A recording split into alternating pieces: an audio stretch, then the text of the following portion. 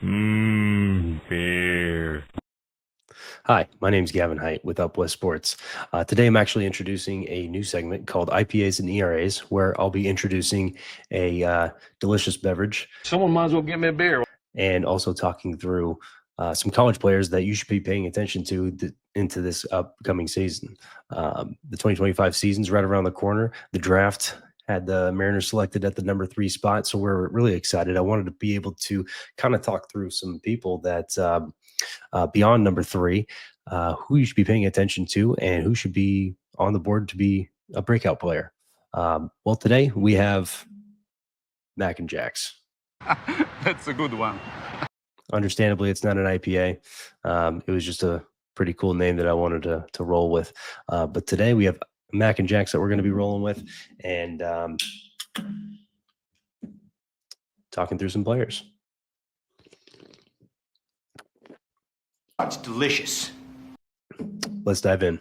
First one up is actually Chase Swain out of West Virginia University. He recently transferred from Manhattan. Honestly, last year he batted .392, 5 home runs, so not a whole lot from the thump category, but put up 41 RBI over 153 at bats, 60 total hits. The .392 average definitely stands out in the MAAC, not to be confused with the other MAC. This is the MAAC MAC.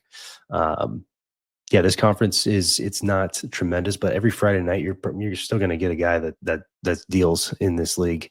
Just the way Division I baseball is nowadays, you're going to get a good Friday night guy.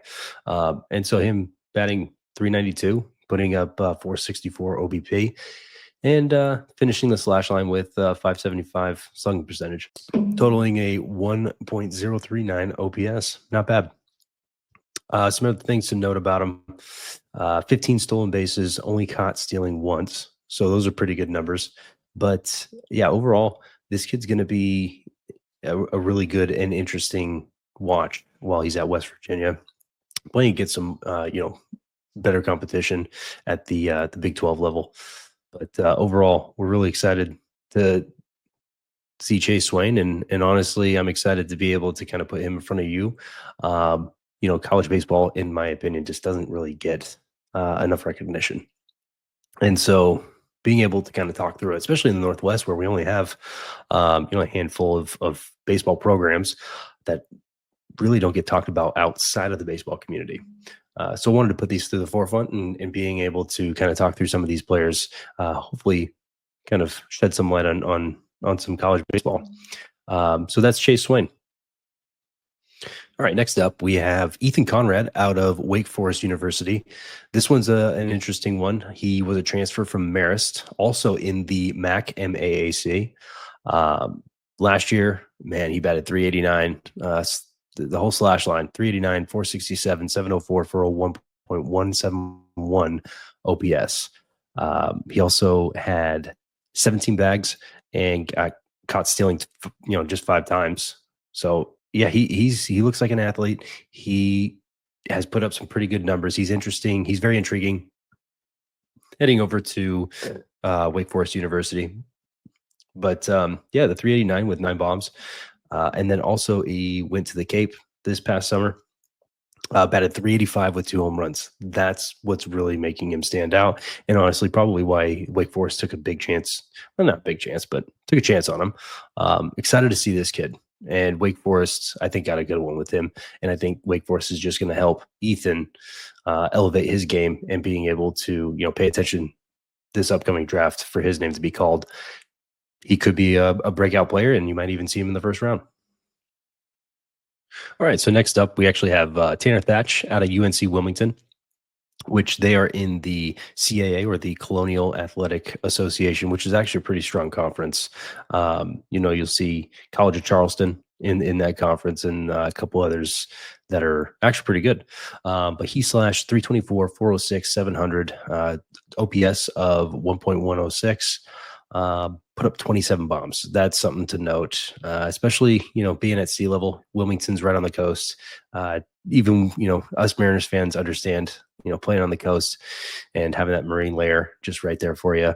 Now, granted, they get a little bit better weather in Wilmington than we do in Seattle, but it's still sea level, and putting up 27 bombs regardless is a feat. Also 75 RBI. Just 4 bags on the year, but all that over 250 at bats. He had 11 doubles and 1 triple. This kid's going to be good. I'm excited to see what this kid does at the next level, but also just pay attention for this kid to break out this year. He's going to be a junior. He played in the Cape last year, batted 275 and had 8 home runs.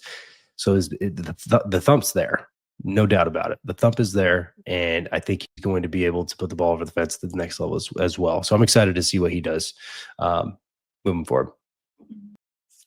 All right, so next up, we actually have David Pedanou out of University of Pittsburgh. This kid's a recent transfer from Dayton. Did very, very well there last year. Batted 338/338, 427, 478, total OPS of 905. Put up just 3 home runs. So there's definitely not a whole lot of power there. And I don't think it's going to translate to Pittsburgh or the next level. But that could also change. He does have a pretty good, he has a pretty sizable frame, actually. He sits at 6'4", 200 pounds. So I think the room for growth on power is definitely there. He also did make an appearance in the Cape. He only played a handful of games. I think it was, just 6 games. But the one thing to note about this kid is he flies around the bases. He had 33 stolen bases. And now that he's at University of Pittsburgh playing in the ACC, really excited to watch this kid grow and play in the ACC this year. And to be honest, once we come around to the draft, I would expect to hear this kid's name. David Pedanou, really excited about this guy. All right, so next up, we actually have Reggie Bussey out of Ohio State University, and he's an outfielder, and he is a speed guy. When I say speed guy, he is full speed, and the power is definitely on the other side with that. He has no home runs to come about in college. He's actually transferring from University of Oakland, and you'd be wrong if you guessed Oakland, California. For those who don't know, University of Oakland's in the Detroit area, and he comes from a smaller Horizon League, which they play South Dakota State, North Dakota State. Those are the schools that they'll play. I think they play Wright State as well. But batted 336/336, 465, 423, and OPS of 888. But 31 bags over 220 at bats, and he transferred to Ohio State. So we're really excited to see what he's going to do at Ohio State. Is he going to come right in and be the starting guy that does it, or is he going to be a bag stealer that comes in off the bench? This is a name that really just kind of keep an eye on and see where he develops into. I'm excited for him to get into the draft as well. I think, considering his age, I believe he's still another year away from the draft. He was 19 years old last year. But he could be my mistake. He's actually a junior. So he will be a draft eligible 20-year-old, which doesn't happen too often. But, keep this kid in mind, and if he doesn't get drafted this year, it'll be a nice stepping stone for his senior year at Ohio State. Well, thank you again for joining. I enjoyed this Mac and Jacks straight out of the good old Seattle and Redmond area. I actually live in Scottsdale, Arizona now, but excited to get Mac and Jacks back down here. They don't sell it down here. I actually did get my dad to send this down. This is my favorite Northwest beer. And what a pleasure to get the first episode of IPAs and ERAs started with Mac and Jacks. Thank you for joining. All right, done deal. Thank you very much, sir.